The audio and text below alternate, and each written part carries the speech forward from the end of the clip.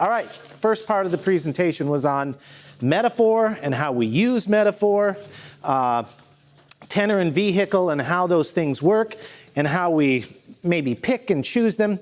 The rest of this, I just want to take, and this won't be as long, we'll maybe go just under an hour with discussion. How do you find these things? How do you come up with these stories? How do you find these things that inspire you to make metaphor and use illustrations in your sermon? And again, with the caveat, not every sermon needs an illustration. But if you find one and you think this may work for this topic or this particular biblical passage, mark it down and learn it. And as I said, I don't use the screen very much. I'm a little bit more of a Luddite, hand out my notes. This is one of the things I'll be referring to during this. I am more of a paper guy. The only thing I read on my iPad or my MacBook, the only thing I read on there are newspapers and magazines that I subscribe to, because I'm going to throw those away anyway. But for physical books, I don't do iReaders much. Fine if you do, but I like to have something in my hand. And this is one of the things. I have about 4 or 5 of these that are older, but through the years, I fill up, if I find an article that is interesting, if I find a particular phrase that is interesting. Just a couple weeks ago, I was reading, you ever read Mark Stein? Have you ever read any of his books or his commentary? He had a phrase that I just thought fit perfectly, where he talked about people who issue apologies that aren't apologies, and he called them mea sorta culpas. Got this out, and I wrote it down. And there's nothing wrong as long as you refer to it where you got it, that's kind of a form of plagiarism. You like that style. I'm going to write that down, and I'll credit him whenever I use it with something, whether I'm teaching it. But if you find something, get a journal, or if you're more of in the technological person, there are all kinds of apps and programs where you can either go talk to text or something and load it up onto the cloud and tag it with several different things, and you can pull it down. Hey, what was that I read from World War II where there was this story, and pull it down, and you can be able to refer it. But to write these down, and that I will refer to this or any other technology you want. Books that I think have been indispensable for me in thinking about this that I have mentioned and that I'll bring up, and you can come and look at these. This was my mentor at Duke, Richard Lisher. Trained Missouri Synod, went to the senior college in Fort Wayne, St. Louis to seminary. The theology of preaching, the dynamics of the gospel. When last I was at the Fort Wayne seminary a few years ago, this was still in the bookstore and still available. The book I mentioned before, again, you have to watch some of what she says, but for the history of metaphor and use in religious language, Janice Martin Soskis. And it's a hard read. It's very deep and very involved, but it's the classic text on this. More recent publication, Preaching Jesus, New Directions for Homiletics in Hans Frey's Post-Liberal Theology. You'll learn a little bit about Frey and his theology, and Modern Preaching by Charles Campbell, who is now a professor at Duke. He took Dr. Lisher's place, actually. And then this one was published very recently. And again, he's more of the liberal bent, believes in women's ordination, that sort of thing. You'll have to skip over some of that. But Reading for Preaching. And it is how and this is not saying that you read things just to look for illustrations. You should be an avid reader if you're a pastor or a layperson interested in theology. But to read things and read it with an eye toward your work as a preacher and somebody who is in the pulpit. And then finally, if you want to make copies of this, I'm running this church and school out of paper with their copiers here today. But if you want a copy of this is Richard Lisher's article, What Language Shall I Borrow? Use of Metaphor in Preaching. And those things, also a very good resource. Now, I said at the beginning, the second half I wanted to title this about speaking and using metaphors in a shared frame of reference, that people would mention something, like I said, the eye of Sauron. Most of the people instantly know what you're talking about and are able to refer to it. But as we go along in a culture here in the 2000 teens, our shared frame of reference is just decaying. We can no longer, for instance, somebody mentioned something to me in Bible class the other day about Baby Shark, and I went, Ew, no idea. So somebody will know what this is. I see heads nodding here, see heads shaking. So you can tell just how, and I've even seen it on Facebook, baby shark, and it's supposed to implant an earworm in you or something like, I just planted an earworm, didn't I? But this sort of thing, we're so splintered with our frame of reference. To hearken back to Teddy Roosevelt once said, Barkus is willing, and hundreds of people, from all walks of life knew exactly what he was talking about, and we'll get into that. But the first thing you need to do if you want to gather, store, and notice, and I think that's what I put, notice, use, and store, illustrations, metaphors. The way that you do this, the very first one, it seems so simple or simplistic, read. And I don't just mean, everybody reads for pleasure, but read with an eye toward that you're going to be a preacher. Let it inspire your style. This is the good kind of plagiarism. Most plagiarism is bad. That's using resources without acknowledging where you got it. And it gets people in academia into trouble all the time. They'll take whole paragraphs and plant them and use them without attribution. You need to make a footnote and say, this is where this came from, or I'm quoting so-and-so, if you just do that in the sermon. But read and let it inspire you. How they use words can inspire you to use words. Now, this is not just deciding, have you ever listened to a sermon and thought, they're just doing an impression of so-and-so? That's not the kind of plagiarism we want. One of the only sermons that I really didn't listen to years ago, and I shouldn't say I didn't listen to it, but I was irritated, grating throughout, because the person got up, and let me see if you know who he was doing. The law and the gospel and their gifts. And he started doing he was doing Norman Nagel, and he wasn't even doing a good job of imitating. That's not what we want. We don't want you to do it like you're on a Hollywood stage doing an impression. But Nagel is a master of using language. And you can let that inspire you when you read him or hear him or think of him if you were one of his students. But you don't want to directly imitate. You more want to pick up on the way that they use words and the way that they use metaphor. In the same way with any kind of good literature, with authors who are living or dead. Read and do the good kind of plagiarism. To allow reading habits to inform writing habits. This is not quoting without attribution. This is immersing yourself in the wordsmithery of others, which then informs your own use of words. No one can be a Franzman but a Franzman, or a Nagel but a Nagel, or a Starkey but a Starkey. I have yet to, people have told me, even today somebody mentioned, I have not read or heard of any of, is it David Peterson, who is in Fort Wayne, one of the churches in Fort Wayne, and I'm told he is a master of using imagery and words and a very good writer.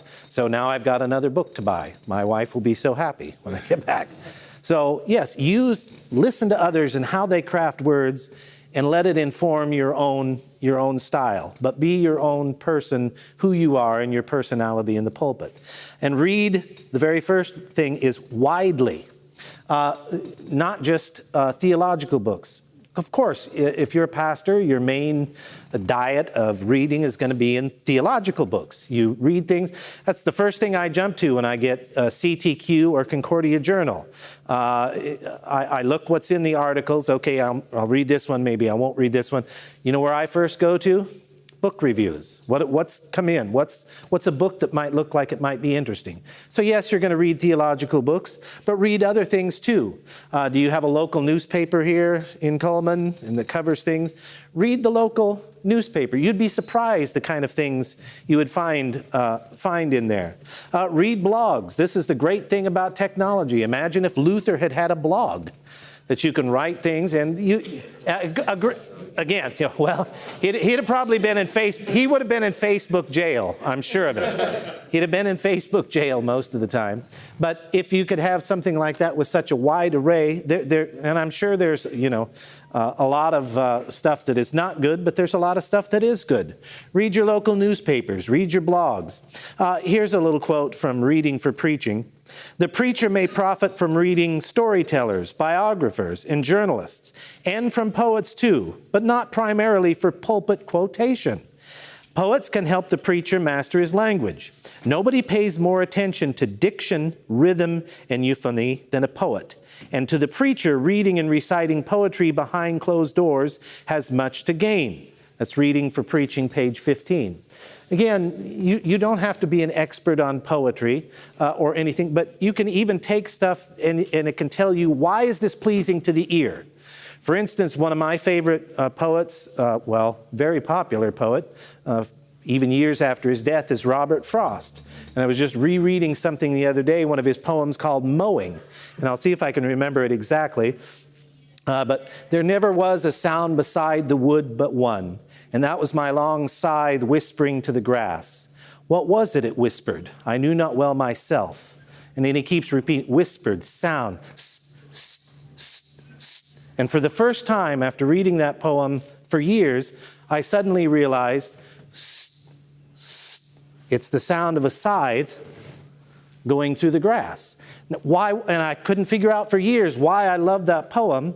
Well, it's not just alliteration, it's onomatopoeia as well, that it's bringing to the sound to your ear and it's pleasing to your ear. So now, I can't think of a way to quote that in a sermon. That's not what it's doing for me. That's not a metaphor I'm going to lift. Why was that pleasing to the ear? And that can inspire you as you're sitting down there before a blank computer screen, your Greek or your Hebrew in front of you, and you've done all your work. And maybe that will inspire you in the way that you write. So read widely, not just theology books, though that's going to be that's the meat and potatoes of your diet. Put in some poetry vegetables as well, too. And then reading for preaching. That means you keep an eye out for potential illustrations. You don't just let it inspire your style. But again, you don't read this thinking, oh, here's a good book. In fact, one of them that I'm going to mention the other day that I recommend you read, especially if you like history, was a book called The Worst Hard Time. Did you see the PBS a documentary on the Dust Bowl? Did any of you see that? I think it was last year that came on the PBS. It's based on this book called The Worst Hard Time. I was interested because my folks, I came along late in their life, and so they were both Depression and Dust Bowl children, and they remembered a lot of it. So I was interested in that, and it involved my home state of Nebraska. But there were several things throughout this that just, that sounds like this, and he made several references to scriptural stories throughout, and it was a very good book. So don't just read it so that you can strip mine it for sermon illustrations. That's what I'm trying to say. Read it for pleasure, but make a note. Get out the journal, pull out your computer, pull up the cloud technology, whatever you want to do if you see this. You may and make sure you have, as I said, a way to catalog and reference these. Now, for an example, here's one that I wrote down, and this was just this last year as I read that book. Again, it's called The Worst Hard Time. I've ungratefully forgotten the author. The Worst Hard Time. And I suppose about halfway through, they were talking in the years right before the Dust Bowl, when they're plowing up the prairie, Nebraska, Kansas, Oklahoma, North Texas, to put in the seed. There was a man, and the first line in this chapter just grabs your attention. It says, he was a rare sight on the prairie, a fat man. That just kind of grabs your attention. And so you're reading about this man, and he was big in addition to being heavy. He was a very large man, which was rare in the 30s, in the Great Depression and that time, because food just was kind of hard to come by. So he's this great big man, and the story goes, he was so large, he had to have his insulated coverall, or not his insulated, but his overalls, his bib overalls, special made in a factory in Wichita. And so he sent away, he would make these orders. He'd order maybe 1 or 2 pairs of overalls a year. In Wichita, at the overall factory, there was a woman who made these special orders, and she saw the size. This was the biggest pair she'd ever have to make. And she had been looking for a husband for so many years, and she just thought, why not? She wrote a note after she made the coveralls, and the note was very simple. It said, wanted, a real man, and put her address and her name in the pocket of the overalls. So this guy is sitting there eating lunch with somebody, it says, and he reaches into his brand new overalls and pulls this out, wanted, a real man with a woman's name on it. And I thought, I am writing this down. And the reason, here's what I thought as I read this. And again, I'm reading the book not to just look for sermon illustrations. The very first thought that came to my mind, critique this, maybe I'm wrong, maybe I'll never use it. I thought that's the attitude of somebody in desperation for prayer when they just launch out. Maybe this will, the woman even reaching out to touch the hem of Jesus' robes. If I can only do this, it's a long shot, but I'm going to do it. The woman, the Syrophoenician woman beneath the table. Even the dogs get the crumbs that fall from. It's just a desperate reaching out and a plea. Maybe it'll work, maybe it won't, but I'm going to throw it out there at any rate. Maybe that's a metaphor for that. Maybe it's not. Maybe I'll never use it. But it's just an example. Wow, I read this book, which was a great book anyway. Here it is. I saw something like that, loved the story, and wrote it down to use it. Maybe I'll pick it up, maybe I won't. So you read, and maybe I shouldn't even call this reading for preaching. Maybe I should say this reading as a preacher, always with an eye out, not to strip mine it for sermon illustration, but with an eye as a preacher, as somebody who week in and week out gets up to speak and to preach and to write. And then read with your ears. You listen as you read. One of the hardest things to master in writing is oral style. I did a presentation once called, our professors always told us, and I still do, but they told us not to take the pulpit into the manuscript, at least, or the manuscript into the pulpit, we were told. You preach strictly from memory. I still do, but I said, when it comes to writing for the ear, I said, take the pulpit into the manuscript. So write like you're speaking to someone's ear. So listen as you read. How does this sound? Why does it sound good? How does it sound to my ear instead of to my eye? How would it sound if I could only listen and not read? And why does one thing sound good to the ear and the other does not? And this will help you learn to write for the ear. And then number 2, as you read widely and with your ears, number 2, notice what might do as you see something. This might do. This might work as a sermon illustration. For example, here's another one that I wrote down. This was maybe a couple years ago. I wrote down and noted back around the year 2000, Calvin Klein, are they even a clothing company anymore? I don't see them much anymore. Calvin Klein had their lawyers write a cease and desist order to Calvin College in Michigan, claiming that they could no longer use the name Calvin in their, this is true. This is true.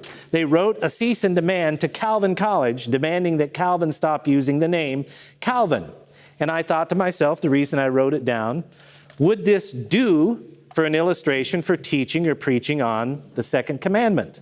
What's in a name? Why would they tell them stop using this name? I mean, obviously out of ignorance for who and what Calvin was. Most people don't even know Calvin and Hobbes, the famous cartoon, comes from Calvin and Hobbes, the political person. But perhaps it'll work, perhaps not. But the fact is, I noticed it was noticed, and it was noted. And I encourage you to do that. Here's another thing I wrote down for an example. This was from a blog post, and again, I have ungratefully forgotten the author. It was one, I wrote it down, and then I forgot to write where I read it, so I can't give attribution for this, but I thought it was really great. This person wrote, when the law does its work on us, we tend to put down our stones and stop building little cathedrals to our sanctification made from the splinters in our brother's eyes. And I thought that was a fantastic and succinct way to put it. And I thought, a way that maybe I can quote this person or use it in the next time I'm dealing with one of those texts. Again, perhaps this will do. Maybe it won't. And then again, here's another one. I'm sorry to give all these examples. I'll try and get some from you now too, something that I wrote down. And this was fairly recently. This was a George Will column that I wrote this down.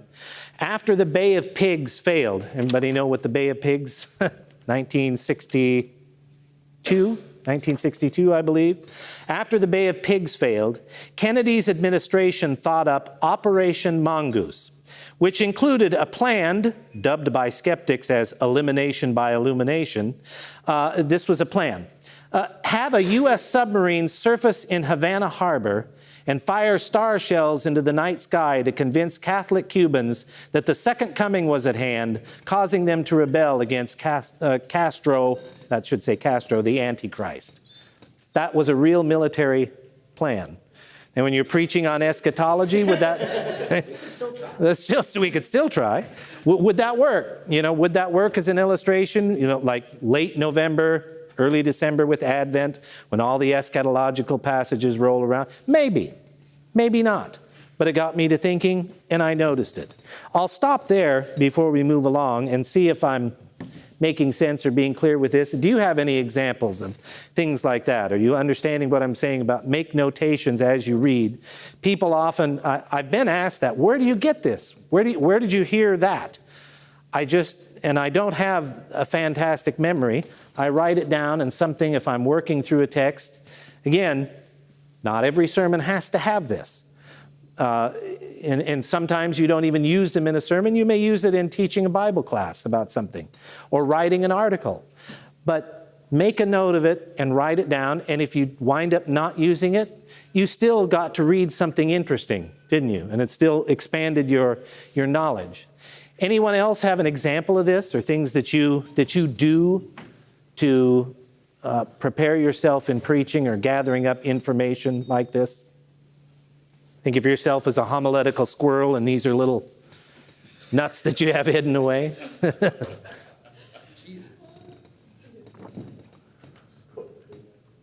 Yeah, not so much anymore, but used to ride a motorcycle long distances across the country, and you don't have a lot to do when you're riding except just looking at things. So anytime I would see something that you just try to make a note of it.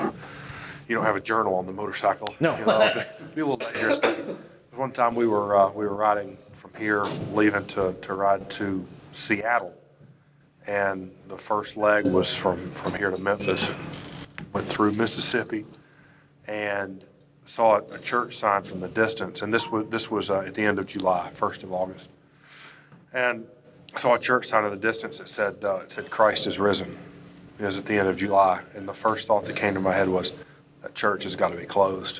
And sure enough, we drove by and the church was closed. Right. But I thought, what an odd thing to think that because it's not Easter or the Easter season, seeing Christ is risen all of a sudden is irrelevant at this point. And I started thinking, I wonder, that could be the way we think too, that the resurrection is only relevant at Easter. Right. And for a lot of people it is. Right. We see that with attendance and things like this. So. Oh yeah, that would really work. Right. And we talk about Christmas in July. Right. There's Easter in July. Right. Why wouldn't we think of Christ as risen? He's risen every day, every Sunday when we meet on the day of his resurrection. Right. All of that. Right. Yeah, I've used it, but it's one of those things that's there at some point. You must file yours just back here. Parishioners in here. Now it's already taken. Gone. Yep. Wasted. Yep. And sometimes it is, you don't even have to make it a personal story. You can just retell it. And you can use personal stories sparingly. Illustrating is like seasoning food. All the Northerners come down to visit, and I'm a Yankee transplant myself, but now that I've been here for so many years, they come down and they expect everything to just have half a bottle of Slap Ya Mama dumped in it. That's not the way to do it. You spice it to bring out the flavor and to do that. And you can do that with, you can tell a personal story, something that happened. One that I've told before was, we had just finished up a Bible study in our Lutheran church when I was in college and at the campus ministry, and the pastor had talked about the second coming. And, let us not neglect to meet together, all the more as we see the day dawning, and he referenced that to, we're always looking, today could be the day, and because we're baptized into Christ, we don't need to worry about it being judgment, because the judgment is made. We have already been saved, but to always look forward that this could be anytime the second coming could happen, the return of Jesus. The very next morning, we had a terrible hailstorm with a microburst, which is these winds that come down and then go straight line, that blew baseball-sized hail through the walls and everything. It was a terrible hailstorm. When I heard that roar coming, growing up in Nebraska, that meant one thing. I got in the basement with my wife, and we crawled into the closet in our little college apartment and thinking a tornado was coming. My friend, who also became a Lutheran pastor, he ran out to his porch in his underwear in the middle of town, looking for Jesus with this huge roar, and until the hailstones started coming down. But I always shamed myself. Why wasn't that my first thought? But that was, that we had just had a Bible study about that. You can use personal stories or things that are your experiences. You don't even have to refer them back to this happened to me, but you can do it, just use it like season. Use it rarely and use it to bring out the central point. I have always been struck how often the lyrics of, I'll just say, classic rock and roll really, sometimes you're like, this guy's like, he's got theology in here. There's a lot of that, and you're like, you can't do that, or how can you do that, and how do you not lose it? But then Brendan Cullman from Nebraska District came to our circuit in Montana, did a presentation on justification in life, and that was, walking through all of these songs, all of life is justification, and of course the singers are just expressing that need for justification, and so it was helpful to, maybe you can't use this in a sermon because you're going to lose, that's all they're going to remember, but it does help you understand that we can talk about justification with anybody, because everybody is constantly trying to justify themselves, and that's what our music is reflecting. Whether it's with your lover or whether it's with your whatever, we're always seeking justification. And that was like, it just opens up your mind to hear things and think differently. Right, and to hear it differently, a light bulb goes off. I even did that with a cartoon. And again, if you have a cartoon, like I said about Lord of the Rings, I would constantly be referring to Calvin and Hobbes if I could, even though it quit, years ago.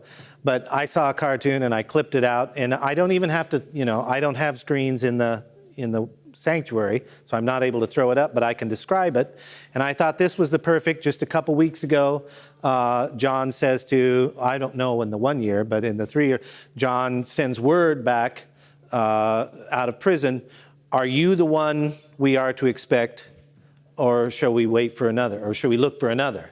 And what does Jesus tell him? The blind see, the deaf hear, the lame walk. He's referring to the Old Testament promises. This is what's going to happen when the Messiah gets here. And I always thought how strange John has to ask that. But then you think, well, he's in prison, he can't see. But those around Jesus are seeing this happen, and they're still, well, is he? Oh, maybe he is, maybe he isn't, even though it's right here in front of their faces.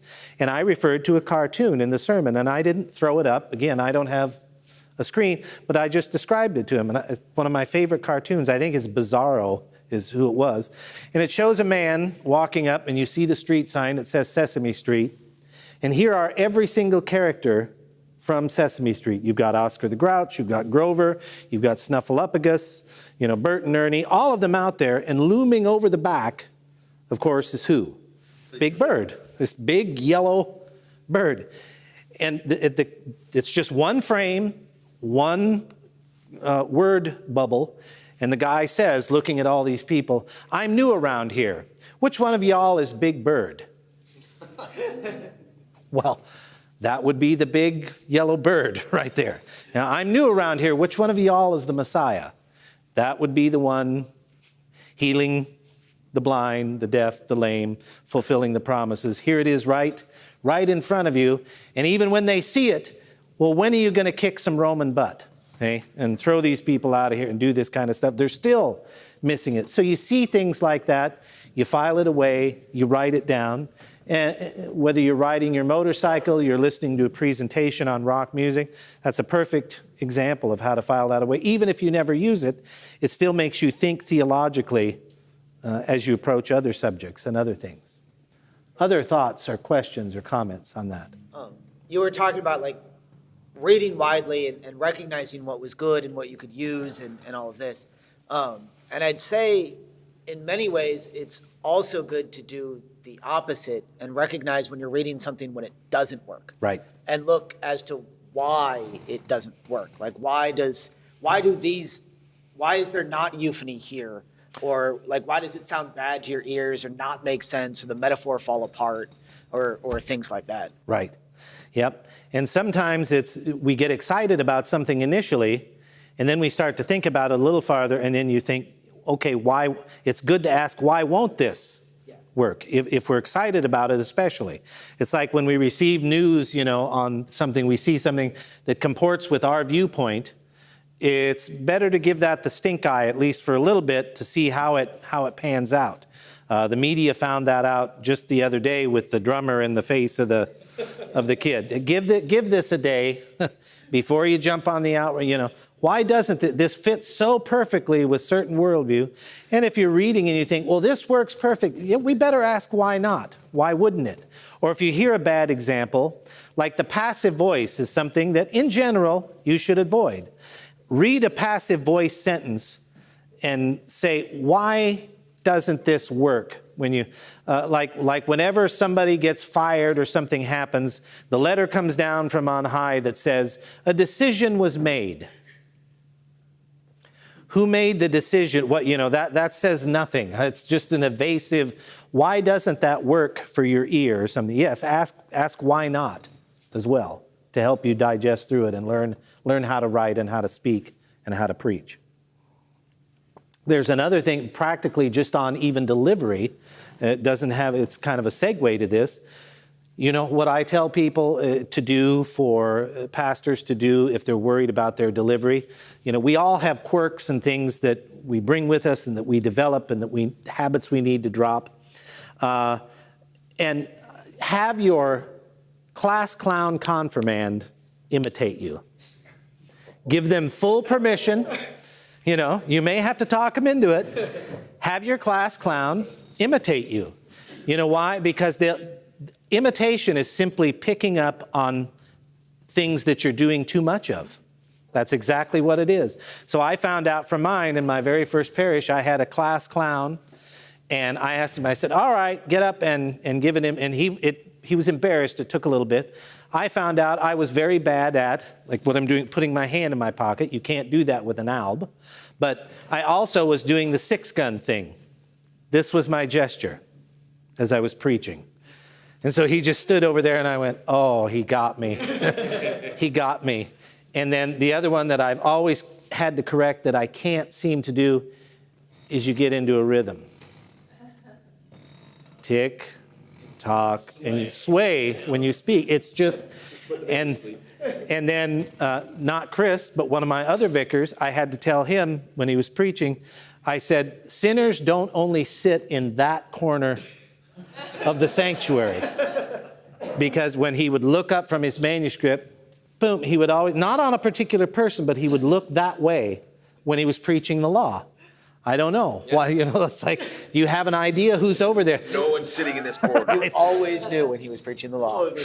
That's right. So that's for you again, Suzanne. That's right. I know what's going on. And another thing that you can do, I tell people if they hit the men, if they hit the same thing with writer's block, like I can't know how to do, I said, take the text, whether you've got the Greek or the Hebrew text that you've worked through, but you still can't, I can't type those first words, I don't know what to do.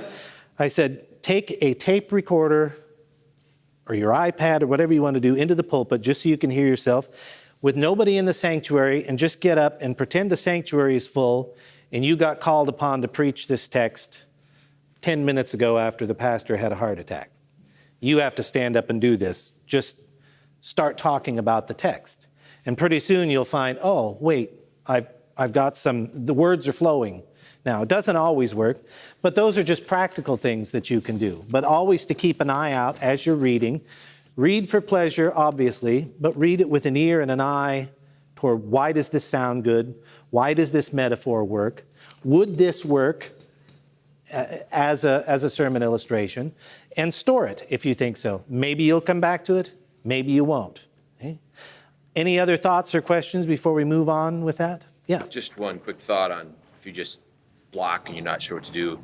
I'll go up on the internet and read some heretic sermon on the same text? Because now I'm steaming mad and I know exactly what needs to be said. That's not what the text means. And there you go. Now, I'm remembering that one because my wife has refused to let me watch Joel Osteen because of the things I start screaming at the television. So that's right. I'll start screaming things at the television, but now I'm going to tell her, hey, but he never preaches on a text. Never mind, I was going to say.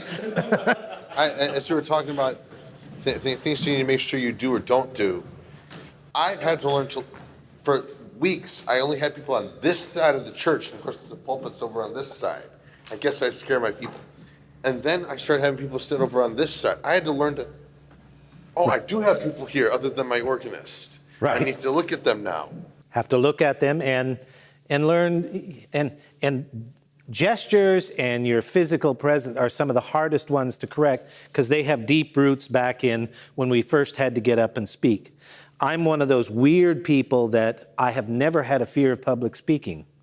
Ask me to play an instrument, and I know how to play several instruments and can play them well, but I can't do it in front of people. But speaking, I've never had a problem.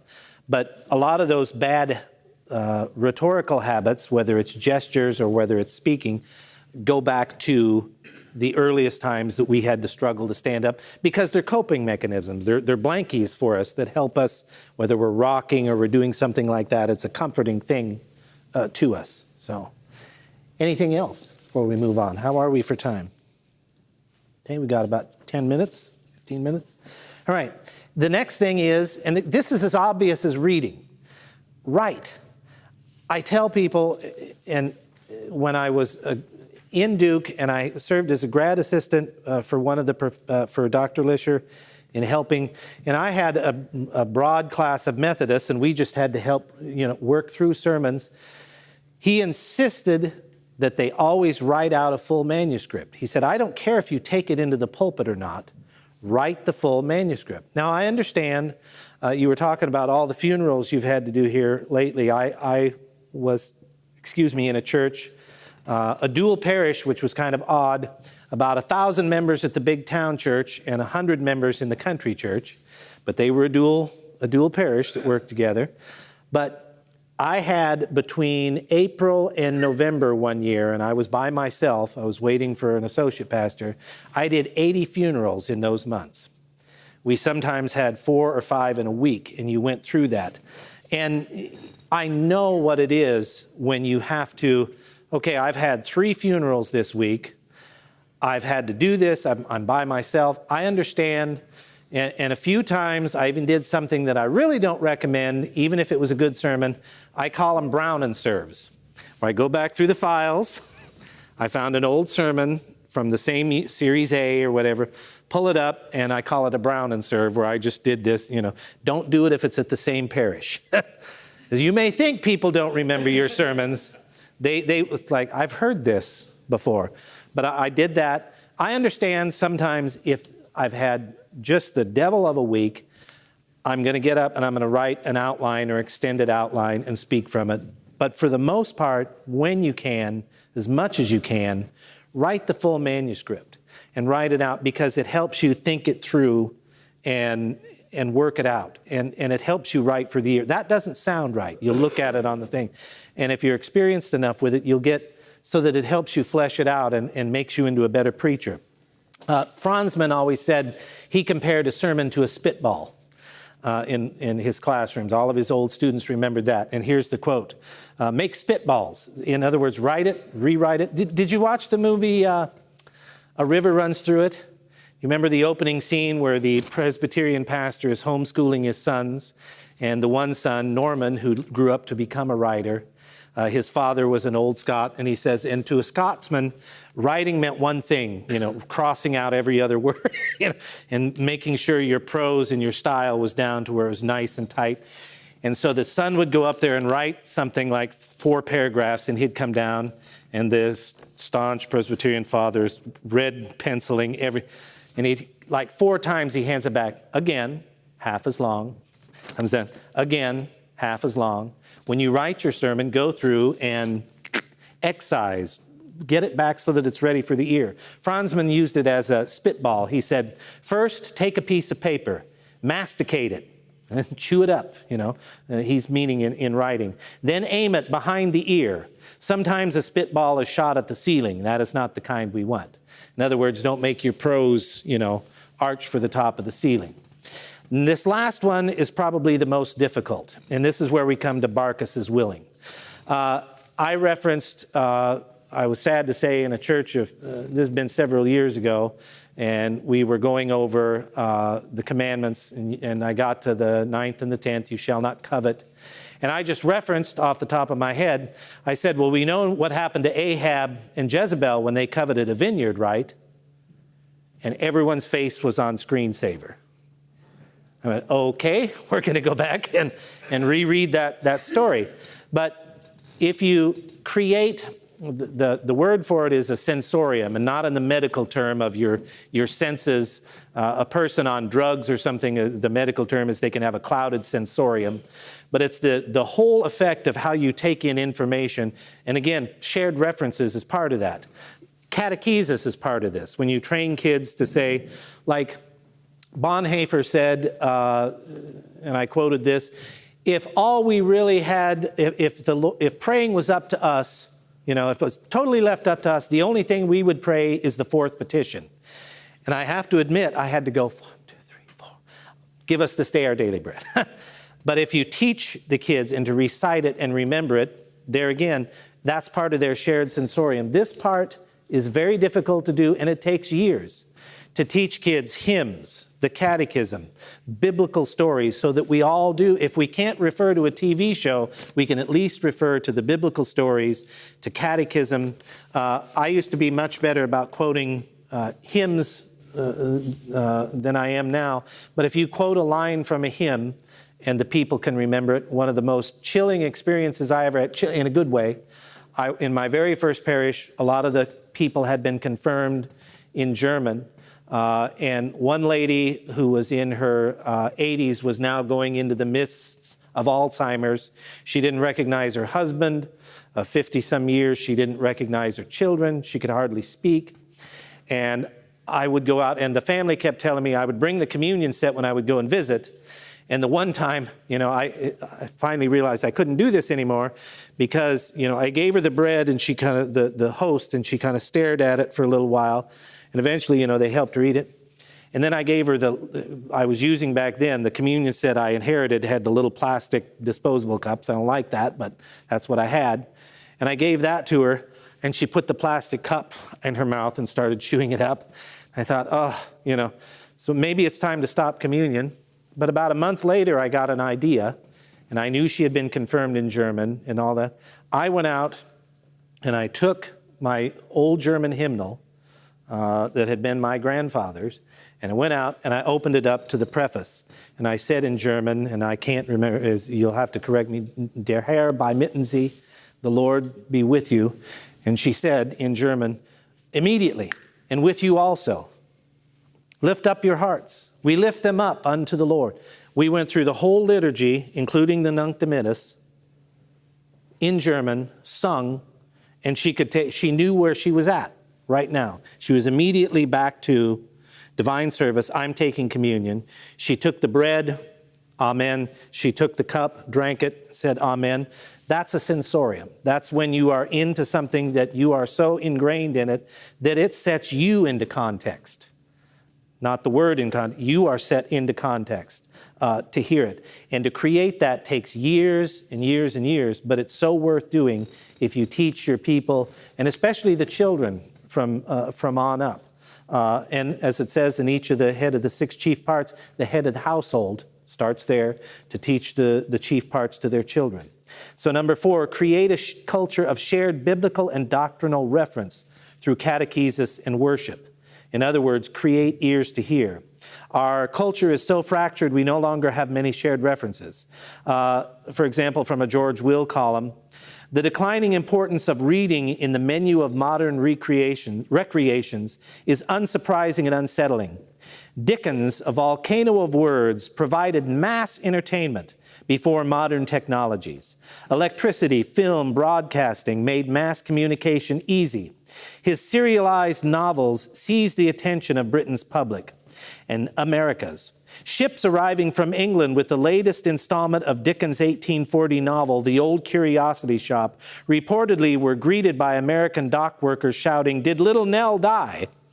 When journalists in 1910 asked an aide to Teddy Roosevelt whether TR might run for president in 1912, I guess it wasn't TR, it was the aide replied, "Barkus is willin'." And he expected most journalists and their readers to recognize the reference to the wagon driver in David Copperfield, who was more than merely willing to marry Clara Peggotty, David's childhood nurse. Exposure to David Copperfield used to be a common facet of reaching adulthood in America. And I just have to refer to, not everybody liked it. Oscar Wilde once said he didn't like Dickens, and Oscar Wilde said, "If you can read The Death of Little Nell without laughing hysterically," he didn't like it very much, or without laughing hysterically, you have no heart. But so not everybody liked it, but it was a shared referent. We have nothing like that anymore, but you can create one here, can't you? By catechizing the kids, teaching them to memorize hymns. And one of the ways that you can do it, and I've tried to do this consciously here in recent years when I get the new confirmation students in, every time we teach a subject, I try to refer to a biblical story in reference to whatever we're going over. Like if we're doing 9th and 10th commandments, I do refer to Naboth's vineyard. And well, we're going to go back and read this story. If we're talking the 6th commandment, of course, we'll refer to David and Bathsheba or other thing, to refer them to those so that they know the biblical stories. And in addition to the stories, I also have them memorize a hymn with each section that we're going through, so that they have a shared reference that you can refer to. The reading material, that you can't force that on them. You can in the school, in the English department, you can have them read and read widely, but that will be up to them. But you can create a shared sensorium in the rhetorical sense in catechesis and in leading catechism classes and other such things. Finally, on the last page there, also from Preaching Jesus, this is the book by Charles Campbell. Preachers need to do more than simply hope, that should be, I've had a lot of errors in this one, hope that the Bible will be recovered in the church, but to think seriously about the relationship between preaching and the larger life and discipline of the church in order to enable this to happen. They need to concentrate on the formation of a people able to hear the story truthfully and use the language rightly, rather than simply seeking a new idiom relevant to, quote, where people are. So you bring the people into the scriptural world and the catechetical world, the world of the hymns. You don't translate them into a language that, you don't dumb it down so that they can understand it. You create a sensorium of shared references. If you can't do that culturally, if you have to give a little more explanation, if you use one of those illustrations, that's fine. But you can create one with hymns, the catechism, and the Bible stories.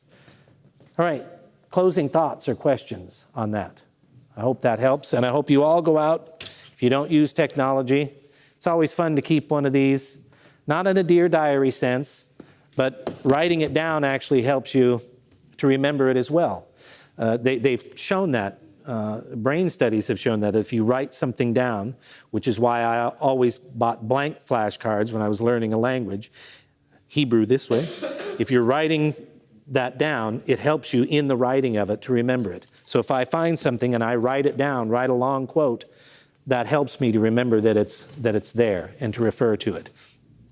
So get one of those, write stuff down, notice stuff, and store it up. I know that these can get lost. These are, these can get rained on or anything else.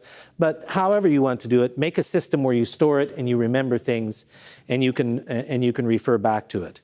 And then create a sensorium of shared references, and that's how you can make those metaphors work in the minds of the people as you craft your sermons and as you teach your classes. Closing thoughts or questions on that? I would have to think that with the sensorium idea, it also, I'm just thinking back to really good preachers that I've known, and you were like this, and some of my favorites from the seminary. But when they were preaching, they weren't putting an air on at all. They were simply, it was an extension of who they were anyhow. And the more you can do that in the parish, I think, the easier that that becomes, not just in delivery, but in the language you're using. And Right. I'm uncomfortable with some of the words,